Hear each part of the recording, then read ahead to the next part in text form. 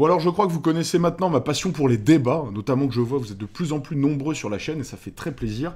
Là vous allez voir l'exemple typique de ce que je qualifierais comme étant les débats catastrophiques, éclatés au sol comme diraient les 2000.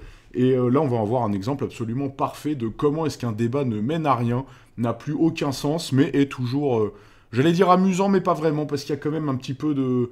Il y a des phrasés assez sombres, enfin on va voir un petit peu de quoi il en ressort, mais en gros, ça va être le débat entre une femme et un monsieur, l'un qui débat pour avoir une augmentation du RSA, et l'autre qui lui explique que non, il suffit d'aller travailler. Je pense que bien sûr, les choses sont toujours plus compliquées qu'en apparence, mais ici on est là pour se détendre, pour voir des choses un petit peu atypiques. Alors on va se regarder ça, mais d'abord intro. Messieurs, dames, vous trouverez ici des actualités singulières tous les jours. Mettez un pouce bleu, abonnez-vous à la chaîne et activez la cloche pour ne louper aucune expertise quotidienne. Je compte sur vous, c'est très important. Alors c'est parti, on va se regarder ça. Je vous invite, avant qu'on démarre, à bien sûr n'aller embêter personne, hein, je sais même pas qui sont ces gens, n'allez embêter personne, peu importe pour qui vous êtes ou contre qui vous êtes. Vous débattez, on doit débattre sur les idées et pas sur les personnes. Hein, je le rappelle à chaque fois. C'est le Nindo de cette chaîne, on combat les idées, pas les personnes. C'est parti. Ton cas d'assisté français, de bon assisté français en 2024, je travaille pas parce que j'ai la flemme, donc du coup il y a le RSA. Une honte, tu es une honte à toi-même. Des fois j'ai honte d'être française et de payer des impôts pour que ça aille sur toi. Voilà, j'ai une honte. Ma pauvre France, elle est salie par des gens comme toi. Ma pauvre France, c'est une honte. Eh, moi, je t'ai dit, moi, si par exemple, je pouvais retirer ton salaire, sur mon RSA, je retire. Oh, c'est intelligent. Je n'ai pas ton argent. Bon là on imagine, hein, c'est forcément le mec qui est énervé, hein, parce que la femme était assez dure avec lui, hein, quand même, hein, assez dure. Donc voilà, il lui dit plus ou moins ton salaire, voilà, si ça pouvait devenir mon RSA, un truc comme ça, enfin c'est l'idée globale, hein, moi je dis à peu près. Bon, alors effectivement, en ce qui concerne ce débat du RSA, les questions sont toujours plus compliquées. On peut se dire déjà que la France est un des très rares pays à donner de l'argent à des personnes qui ne travaillent pas. Donc ça, il faut quand même d'abord faire preuve de reconnaissance là-dessus, hein, parce qu'il y a des pays où bah, si tu travailles pas, bah, c'est complètement tant pis pour toi et bonne chance. Donc effectivement, maintenant, bien sûr, il peut y avoir des cas spécifiques où les gens se retrouvent vraiment dans des difficultés astrophysiques. Et à ce moment-là, le débat devient plus compliqué. Mais effectivement, déjà avant toute chose, la reconnaissance du fait qu'un pays donne à des gens en difficulté de l'argent pour subsister, hein, bien évidemment, ça ne les mettra pas dans une position confortable, loin de là, mais au moins ça pourra aider à subsister. C'est quand même une chose à vraiment noter. Bon, par contre, les arguments qui sont employés dans ce débat, enfin ce débat, on peut pas appeler ça ce débat, dans ce Truman Show, on va dire, sont assez catastrophiques. Pourquoi? Parce qu'on n'est que sur un registre d'invectives, uniquement des invectives. Avec ça, on ne convaincra personne, on ne fera rien évoluer, et si vous regardez bien, les deux personnes ne vont faire que des attaques quasiment ad nominem, c'est-à-dire qu'ils vont se reprocher des choses de manière personnelle, au lieu d'aller sur le terrain des idées. Et c'est en reprochant les choses personnellement, généralement, on n'obtient pas beaucoup de résultats. Parce que ton argent, c'est rien pour moi. Je retire ton argent qui est... Par contre, mon argent, c'est rien pour toi, mais par contre, le RSA, ah là, c'est quelque chose, hein. C'est normal parce que c'est mon droit. Ah, c'est ton droit? Putain, mais bien sûr, c'est mon droit. Ah non, il n'y a pas de droit en fait. Non, il n'y a pas de droit. Ton droit, c'est que tu bouges ton cul et tu vas travailler comme tout le monde. Et t'arrêtes de faire le parasite français. Non, déjà, quand tu parles avec moi, quand tu me parles, écoute-moi très bien. Quand tu me parles, tu baisses ton ton, tu me respectes, tu me parles. Non, mais là, clairement, il va manquer, pour que le dialogue soit perceptible et soit audible, il va complètement manquer des petites nuances, quoi. Là, on n'est pas du tout sur du respect, on est vraiment sur de l'attaque, ça ne mène à rien. De plus, alors moi je sais pas si le débat, cet échange a été plus long ou pas, mais ce monsieur peut-être a des difficultés ou autres. Pour aller travailler, comme le disait Macron, je le rappelle, on avait beaucoup reproché à Macron quand il avait dit moi je vous trouve un travail en traversant la rue. Tout le monde lui avait dit non, c'est pas si simple. Bon là maintenant, dans cette perspective de cette vidéo qu'on regarde maintenant, d'un coup on va dire que si c'est facile de trouver du travail, il suffit de bouger son cul. Bon en fait, soit on est d'accord avec Macron quand il l'a dit, soit on l'est pas. Il va falloir choisir un camp les gens. Normalement. Attends, t'es en train de me donner des ordres à qui là? T'es en train de faire quoi? À toi. Ah, mais attends, je suis en train d'avoir peur là. Là, je peur là. Oh, t'es en train de me menacer.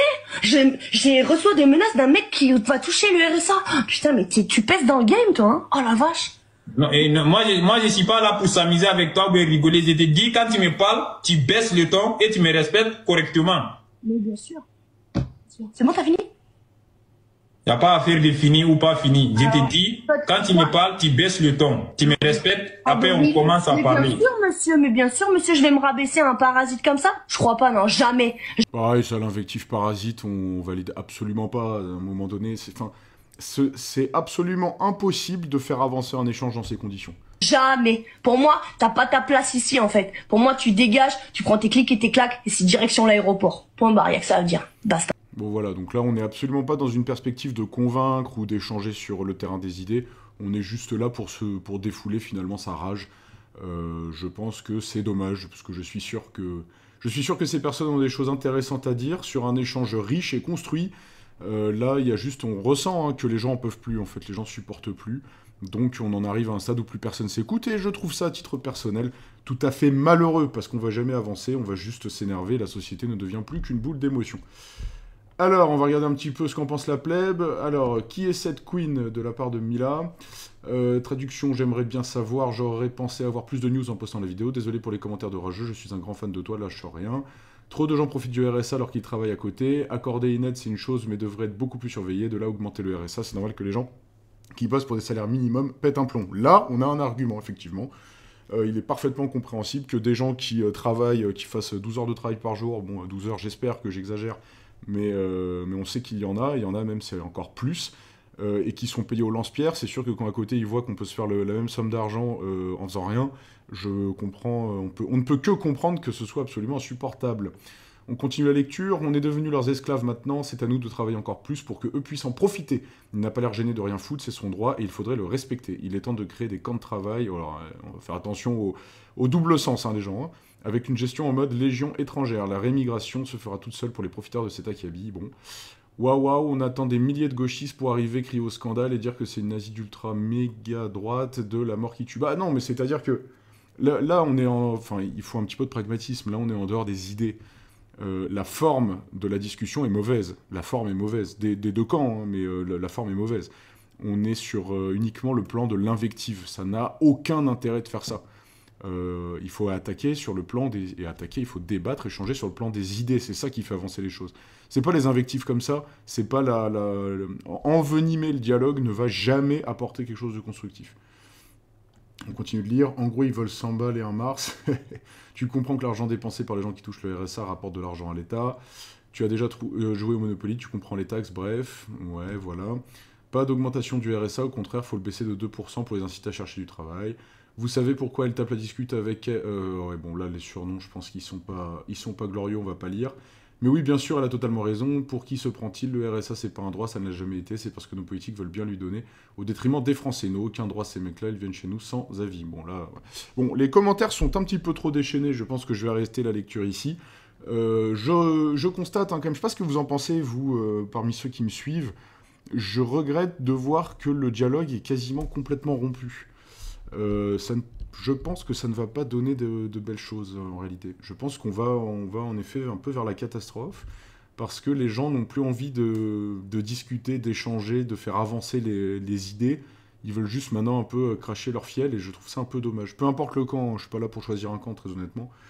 Enfin bref, je sais pas ce que vous en pensez, je vous laisse me le dire en commentaire, je vous dis à la prochaine, salut!